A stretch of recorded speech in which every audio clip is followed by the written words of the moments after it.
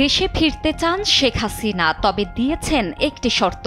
দীর্ঘদিন ভারতে লুকিয়ে থাকলেও গণমাধ্যমের মুখোমুখি হননি, কিন্তু এবার রয়টার্সের সাক্ষাৎকারে দেশে ফেরাসহ বিভিন্ন প্রসঙ্গে কথা বলেন তিনি। সাক্ষাৎকারে গণ অভ্যুত্থানে ক্ষমতাচ্যুত দেশের সাবেক প্রধানমন্ত্রী শেখ হাসিনা দেশে ফিরতে আগ্রহ প্রকাশ করেছেন, কিন্তু এক শর্তে। তিনি শুধু বৈধ সরকারের অধীনে দেশে ফিরতে চান। এরপর আসে নির্বাচন প্রসঙ্গ, যেখানে তিনি জানান আওয়ামী লীগকে আগামী বছরের নির্বাচনে অংশ নিতে না দেয়া হলে দলটির লাখ লাখ সমর্থক এই নির্বাচন বয়কট করবে।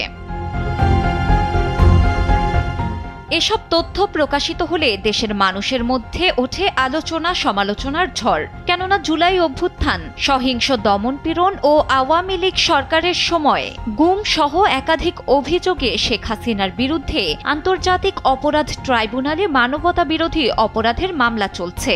এমনকি নির্মম গণহত্যার কারণে তার শাস্তির অপেক্ষায় পুরো দেশ। আপাতত ভারতে থাকার পরিকল্পনা শেখ হাসিনার। দেশে ফিরতে চান তিনি, বাংলাদেশের বৈধ সরকার এলে তবেই।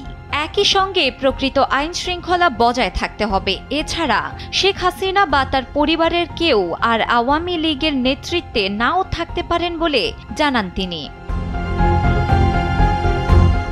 2024 সালের 5 আগস্ট ছাত্র জনতার গণ অভ্যুত্থানের সময় দেশ ছেড়ে ভারতে আশ্রয় নেন শেখ হাসিনা। ওই সময়ের জুলাই গণহত্যার ঘটনায় তার বিরুদ্ধে মানবতা বিরোধী অপরাধের মামলা চলমান। বর্তমানে আওয়ামী লীগ সহ তার অঙ্গ সংগঠনগুলোর কার্যক্রম নিষিদ্ধ।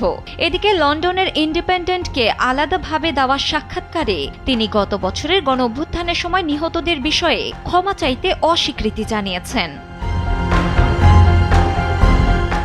শেখ হাসিনা পালানোর পর থেকে তাকে দেশে ফেরত দিতে বাংলাদেশ সরকারের পক্ষ থেকে ভারতের কাছে চিঠি পাঠানো হলেও দেশটির পক্ষ থেকে এখন পর্যন্ত কোনো পদক্ষেপ নেওয়া হয়নি।